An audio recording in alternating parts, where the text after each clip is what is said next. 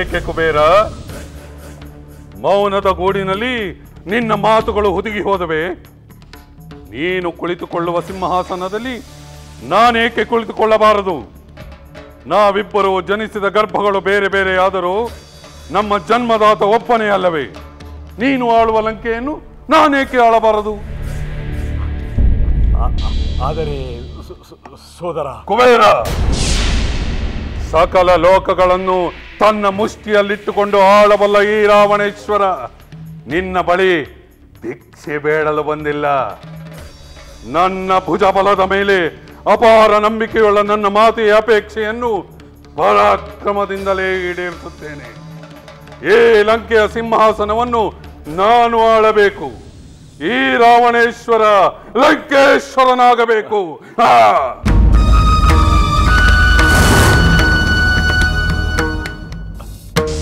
ಸೋದರನೆಂಬ ಔದಾರ್ಯದಿಂದ ನಾನು ನಿನ್ನೊಡನೆ ನಿಂತು ಮಾತನಾಡುತ್ತಿದ್ದೇನೆ.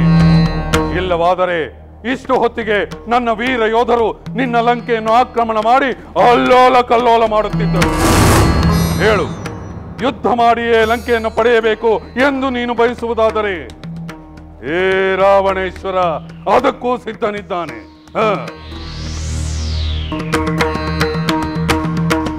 ಕುಬೇರ, ಏನು ಸಹೋದರ? ನಾನು ಮಾತನಾಡುತ್ತಿದ್ದರೂ ನೀನು ಸುಮ್ಮನೆ ನಿಂತಿರುವೆಯಲ್ಲ, ಎಷ್ಟು ಧೈರ್ಯ ನಿನಗೆ?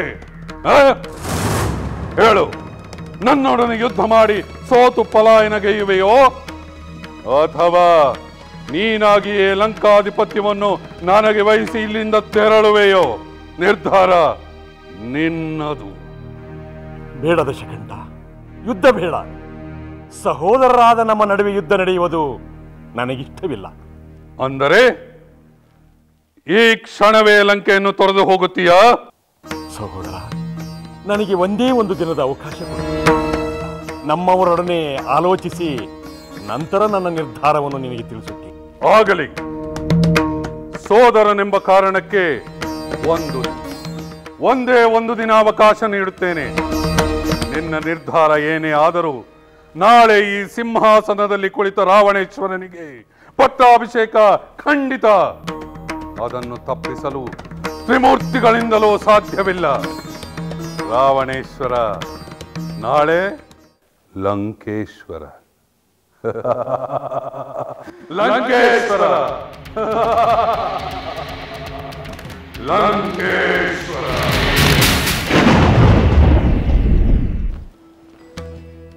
ಯೋಚಿಸಬೇಕಾದಂಥ ವಿಷಯವೇ ಸ್ವಾಮಿ. ಆದಾಯ ಹೆಚ್ಚಾಗಿ ವೆಚ್ಚವು ಕಡಿಮೆ ಇದ್ದಾಗ ಮಾತ್ರ ಪ್ರಜೆಗಳು ಸುಖವಾಗಿರಲು ಸಾಧ್ಯ, ರಾಜರು ಸುಖವಾಗಿರಲು ಸಾಧ್ಯ, ಸಮಾಜವು ಸುಭದ್ರವಾಗಿರಲು ಸಾಧ್ಯ. ಆ ತತ್ವವನ್ನು ಆಲೋಚನೆ ಮಾಡಿಯೇ ನಮ್ಮ ರಾಜ್ಯದಲ್ಲಿ ಆದಾಯವನ್ನು ವೆಚ್ಚಕ್ಕಿಂತ ಹೆಚ್ಚಿರುವಂತೆ ಪರಿಪಾಲಿಸಲಾಗಿದೆ. ಶುದ್ಧ ಮನಸ್ಸಿನ ಪ್ರಾಮಾಣಿಕ ವ್ಯಕ್ತಿಗಳ ಕೈಯಲ್ಲಿ ಬೊಕ್ಕಸದ ರಕ್ಷಣೆಗಾಗಿ, ಆಪತ್ಕಾಲದಲ್ಲಿ ಪ್ರಜೆಗಳ ಕ್ಷೇಮಕ್ಕಾಗಿ ಮುನ್ನೆಚ್ಚರಿಕೆಯ ಅರ್ಥವ್ಯವಸ್ಥೆಯನ್ನು ಮಾಡಿಸಲಾಗಿದೆ. ಹಾಗಾದರೆ ಇದೆಲ್ಲವೂ ಇಲ್ಲದೆ ಆ ರಾಜ್ಯದ ಪ್ರಜೆಗಳು ಸಂಕಷ್ಟ ಪಡುತ್ತಿದ್ದಾರಲ್ಲವೇ? ಅವರ ನೀರಿನ ಕಷ್ಟವನ್ನು ಪರಿಹರಿಸಲು ನದಿಯನ್ನು ಅವಲಂಬಿಸಿದ ನೀರಾವರಿ ಒಲಿತಲ್ಲವೇ? ನಿಜ ದೇವಿ, ಮಳೆಯ ನೀರನ್ನಷ್ಟೇ ಅವಲಂಬಿಸುವುದು ದೇವ ಮಾತೃಕವಾದರೆ ನದಿಯ ನೀರನ್ನು ಅವಲಂಬಿಸುವುದು ನದಿ ಮಾತೃಕವಾಗುತ್ತದೆ. ನಮ್ಮ ರಾಜ್ಯದಲ್ಲಿ ಸಮೃದ್ಧ ಕೃಷಿಯು ನಡೆಯಬೇಕು. ಅದಕ್ಕಾಗಿ ನದಿಗೆ ತಡೆಗೋಡೆಗಳನ್ನು ನಿರ್ಮಿಸಿ ಕಾಲುವೆಗಳ ಮೂಲಕ ನೀರನ್ನು ಹಾಯಿಸಿ ಮಾಡುವ ವ್ಯವಸಾಯವೇ ಉತ್ತಮ. ಸಾಧ್ಯವಾದ ಕಡೆಯೆಲ್ಲ ನೀರಾವರಿಯನ್ನು ಅಭಿವೃದ್ಧಿಗೊಳಿಸಿದರೆ ನಮ್ಮ ರಾಜ್ಯದ ಆದಾಯವು ಹೆಚ್ಚಾಗುತ್ತದೆ. ನೀರಿನ ಸಮಸ್ಯೆಯು ಮತ್ತು ಪ್ರಜೆಗಳ ಆಹಾರ ಸಮಸ್ಯೆಯು ತೀರುತ್ತದೆ. ಹಾಗಾದರೆ ಮಹಾರಾಜರನ್ನು ಒಪ್ಪಿಸಿ ಈ ಎಲ್ಲ ಕ್ರಮಗಳಿಂದ ನೆರೆಯ ರಾಜ್ಯದ ಸಮಸ್ಯೆಗೆ ತಾವು ಪರಿಹಾರ ನೀಡಬಹುದಲ್ಲವೇ? ಖಂಡಿತವಾಗಿ ದೇವಿ, ಈ ವಿಚಾರವನ್ನು ಸಭೆಯಲ್ಲಿ ಪ್ರಸ್ತಾಪಿಸುವವನಿದ್ದೇನೆ.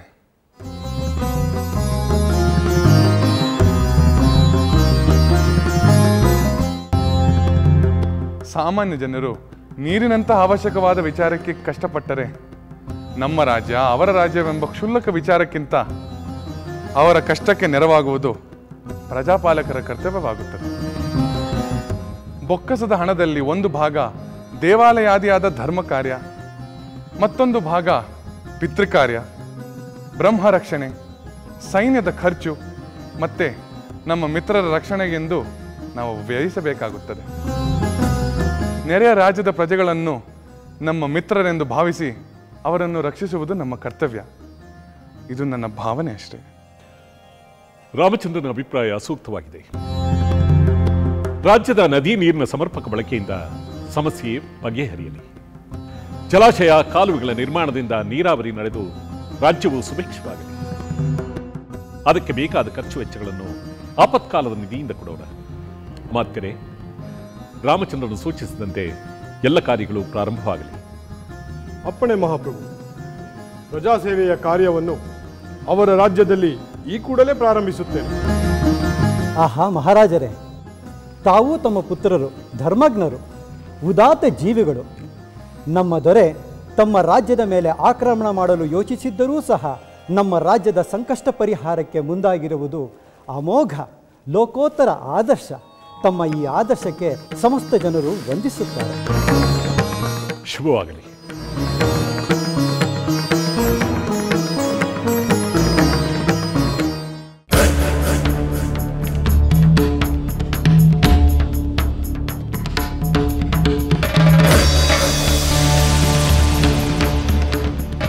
ಸೋದರ ದಶಕಂಠ, ನಿನ್ನ ಮಾತೆಯ ಅಪೇಕ್ಷೆಯನ್ನು ಈಡೇರಿಸಲು ನಿನ್ನ ಸೋದರನಾದ ನಾನು ಬೆಂಬಲಿಸುತ್ತೇನೆ. ಈ ಸಿಂಹಾಸನವನ್ನು ನಿನಗೆ ಬಿಟ್ಟುಕೊಡುತ್ತಿದ್ದೇನೆ. ಈ ಸ್ವರ್ಣ ಲಂಕೆಯನ್ನು ನಿನಗೆ ಒಪ್ಪಿಸಿ ನಾನು ಇಲ್ಲಿಂದ ತೆರಳುತ್ತೇನೆ.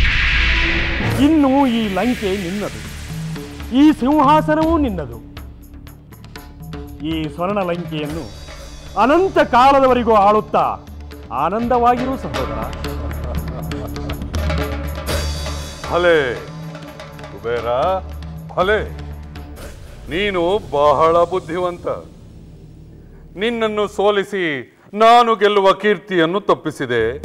ನಿನಗೆ ಸೋಲಿನ ಅಪಕೀರ್ತಿ ಬಾರದಂತೆ ಎಚ್ಚರ ವಹಿಸಿದೆ. ಭಲೆ ಭಲೆ. ಸೋದರ, ನಾನು ನಿನ್ನನ್ನು ಒಂದು ಪ್ರಶ್ನೆ ಕೇಳಲೆ? ಕೇಳು ಸೋದರ, ಕೇಳು. ಕುಬೇರ, ನೀನು ನನ್ನ ಹಿರಿಯ ಸಹೋದರ. ನನ್ನ ತಂದೆಯ ಹಿರಿಯ ಪತ್ನಿಯಲ್ಲಿ ನನಗಿಂತ ಮೊದಲು ಜನಿಸಿದ, ನನಗಿಂತ ಮೊದಲು ತಪಸ್ಸು ಮಾಡಿ ಬ್ರಹ್ಮನ ವರ ಪಡೆದು ದಿಕ್ಪಾಲಕನೆನಿಸಿಕೊಂಡವ. ಪುಷ್ಪಕ ವಿಮಾನದಲ್ಲಿ ಸಂಚರಿಸುತ್ತ ಇಂದ್ರಾದಿ ದೇವತೆಗಳ ವಿಶ್ವಾಸ ಗಳಿಸಿದವ. ಇಷ್ಟೆಲ್ಲ ಇದ್ದರೂ ಯುದ್ಧವೇ ಮಾಡದೆ ಈ ಲಂಕೆಯನ್ನು ನನಗೆ ಬಿಟ್ಟು ಕೊಡುತ್ತಿರುವೆಯಲ್ಲ. ಈ ರಾವಣೇಶ್ವರನ ಮೇಲಿರುವ ಸೋದರ ಪ್ರೀತಿಯೇ ಅಥವಾ ನನ್ನ ಪರಾಕ್ರಮದ ಮೇಲಿರುವ ಭೀತಿಯೇ? ಇಲ್ಲ ಸೋದರ, ಎರಡೂ ಅಲ್ಲ. ನಿನ್ನ ಬಗ್ಗೆ ನನಗೆ ಪ್ರೀತಿಯೂ ಇಲ್ಲ, ಭೀತಿಯೂ ಇಲ್ಲ. ರಾಜ್ಯಕ್ಕಾಗಿ ಸೋದರರ ನಡುವೆ ಯುದ್ಧ ಬೇಡ ಎಂಬ ಹಿರಿಯರ ನೀತಿಯನ್ನು ಪಾಲಿಸಲು ಈ ಸ್ವರ್ಣ ಲಂಕೆಯನ್ನು ನಿನಗೆ ಬಿಟ್ಟುಕೊಡುತ್ತಿದ್ದೇನೆ ಅಷ್ಟೇ. ಸಹೋದರ, ನಾನಿನ್ನು ಹೊರಡುತ್ತೇನೆ. ನಿನಗೆ ಮಂಗಳವಾಗಲಿ.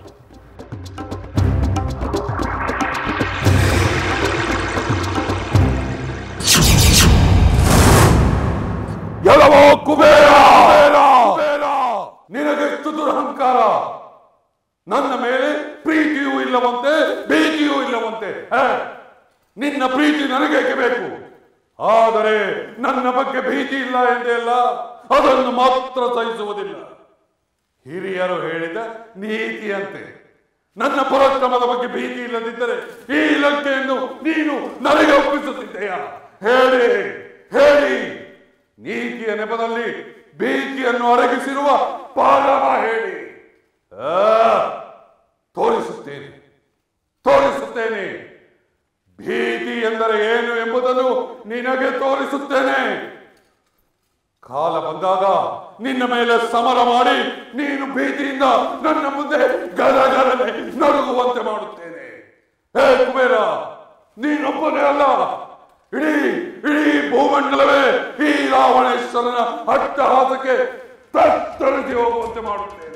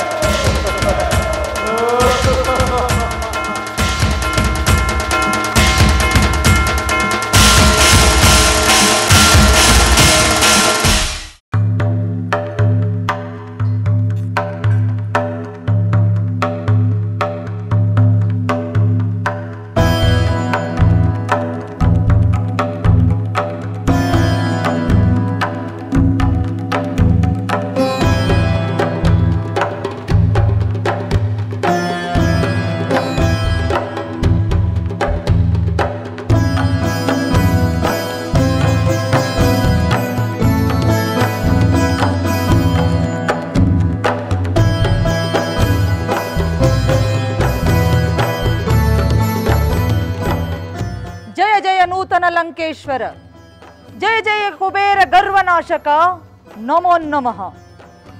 ಲಂಕಿಣಿ, ನಾನು ಆ ಕುಬೇರನ ಗರ್ವವನ್ನು ನಾಶ ಮಾಡಿದೆನೆಂದು ನೀನೇ ಮೊದಲು ಹೇಳುತ್ತಿರುವುದು. ಆ ಕುಬೇರನು ಅಷ್ಟೊಂದು ಗರ್ವಿಷ್ಠನೇ? ಅದರಲ್ಲಿ ಸಂದೇಹವಿಲ್ಲ ಪ್ರಭು. ನಾನು ಹರಿಪೂಜೆಯ ಪ್ರಸಾದವನ್ನು ತಿರಸ್ಕರಿಸಿದೆನೆಂಬ ಕಾರಣಕ್ಕೆ ಕಾರಾಗೃಹದ ಕತ್ತಲೆ ಕೋಣೆಗೆ ನನ್ನನ್ನು ದೂಡಿದ್ದು ಗರ್ವವಲ್ಲದೆ ಮತ್ತಿನ್ನೇನು? ಆ ವಿಷಯವನ್ನು ತಿಳಿದೇ ನಾನು ನಿನ್ನನ್ನು ನೋಡಲು ಬಯಸಿದ್ದೆ. ಆ ಹರಿಪ್ರಸಾದವನ್ನು ನೀನು ತಿರಸ್ಕರಿಸಿದ್ದೇಕೆ? ನಾನು ಆ ಹರಿಯನ್ನು ದ್ವೇಷಿಸುತ್ತೇನೆ. ನಿಮ್ಮ ಮಾತೆಯ ಪೂರ್ವಜರನ್ನು ಸ್ವರ್ಣಲಂಕೆಯಿಂದ ಓಡಿಸಿದ್ದು ಆ ಹರಿ. ದಾನವರ ಸುಖ ಸಂತೋಷ ವೈಭವಗಳನ್ನು ನಾಶ ಮಾಡಿದವನು ಆ ಹರಿ. ನಮ್ಮ ಕುಲದ ಶತ್ರುವಾದ ಆ ಹರಿಪೂಜೆಯ ಪ್ರಸಾದವನ್ನು ಸ್ವೀಕರಿಸಲು ನಾನು ತಿರಸ್ಕರಿಸಿದ್ದು ಅಪರಾಧವೇ? ಇಲ್ಲ ಲಂಕಿಣಿ, ಖಂಡಿತ ಅಪರಾಧವಲ್ಲ. ಅದು ನಿನ್ನ ಆತ್ಮಾಭಿಮಾನ, ನಿನ್ನ ಆತ್ಮಸ್ಥೈರ್ಯಕ್ಕೆ ನಾವು ಅಭಿನಂದಿಸುತ್ತೇವೆ. ಧನ್ಯಳಾದೆ ಮಹಾಪ್ರಭು, ಧನ್ಯಳಾದೆ. ಎಂದಿಗೆ ಈ ಲಂಕೆಯು ಕುಬೇರನ ಹಿಡಿತದಿಂದ ಮುಕ್ತವಾಗುವುದೋ, ಎಂದಿಗೆ ದಾನವ ಕುಲದ ಕುಡಿಯು ಈ ಸಿಂಹಾಸನವನ್ನೇರಿ ಸ್ವರ್ಣಲಂಕೆಯನ್ನಾಳುವುದೋ ಎಂದು ಪ್ರತಿದಿನ ಪ್ರತಿಕ್ಷಣ ಹಂಬಲಿಸುತ್ತಲಿದ್ದೆ. ನನ್ನ ಹಂಬಲ, ನನ್ನ ನಿರೀಕ್ಷೆ ಇಂದು ಸಫಲವಾಯಿತು. ಕೈಕಸಿ ದೇವಿಯ ಉದರದಲ್ಲಿ ಜನಿಸಿದ ಮಹಾವೀರ ರಾವಣೇಶ್ವರನು ಇಂದು ಈ ಸಿಂಹಾಸನದಲ್ಲಿ ಕುಳಿತಿರುವುದನ್ನು ಕಂಡು ನನ್ನ ಜನ್ಮ ಸಾರ್ಥಕವಾಯಿತು. ಇನ್ನು ಈ ಕ್ಷಣದಲ್ಲಿಯೇ ನನ್ನ ಪ್ರಾಣ ಹೋದರೂ ನನಗೆ ಸಂತೋಷವೇ. ಬೇಡ ಲಂಕಿಣಿ, ಬೇಡ. ಸಾಯುವ ಮಾತನ್ನಾಡಬೇಡ. ಈಗ ತಾನೇ ಕಾರಾಗೃಹದ ಕತ್ತಲೆಯಿಂದ ಬಿಡುಗಡೆಯ ಬೆಳಕಿಗೆ ಬಂದಿರುವೆ. ಅಮಂಗಲವನ್ನು ನುಡಿಯಬೇಡ. ನಿನ್ನ ಬಗ್ಗೆ ನನಗೆ ಹೆಮ್ಮೆ ಇದೆ. ನಿನ್ನ ಹರಿದ್ವೇಷ ನನಗೆ ಸಂತೋಷವನ್ನುಂಟು ಮಾಡಿದೆ. ಲಂಕಿಣಿ, ಇಂದು ನಿನ್ನ ಭಾಗ್ಯದ ಬಾಗಿಲು ತೆಗೆಯಿತು. ನೀನು ಇನ್ನು ಮುಂದೆ ಈ ಲಂಕೆಯ ಮಹಾದ್ವಾರದಲ್ಲಿ ನಿಲ್ಲು. ಈ ಸ್ವರ್ಣ ಲಂಕೆಯ ಸಂಪೂರ್ಣ ರಕ್ಷಣೆಯ ಹೊಣೆ ನಿನ್ನದು.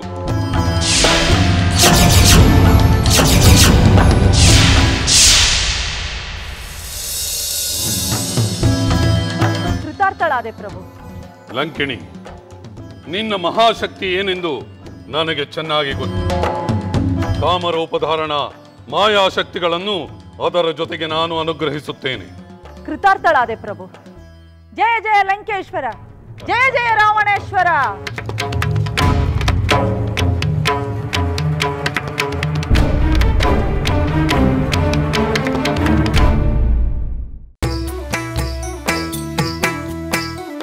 ಲಂಕೆಯಲ್ಲಿನ ದುರುಳ ದರ್ಪವು ಸೀತೆ ಸಹನೆಗೆ ಸೋತಿತು. ಅಂಕೆ ಇರದ ಅಸುರ ಕುಲವು ರಾಮ ಬಾಣಕ್ಕೆ ಅಡಗಿತು. ದೂರವಿರಲಿ ಸನಿಹವಿರಲಿ ರಾಮ ಹೃದಯ ನಿವಾಸಿನಿ. ಯುಗವು ಯುಗವು ಸಾಗಲಿ ಅಕಳಂಕ ಪ್ರೇಮ ಪ್ರಬೋಧಿನಿ. अमरगाधे धरणि जाते साध्वे सीते सुचरिते सहन शक्ति पतिय भक्ति लोकमान्य वंदिते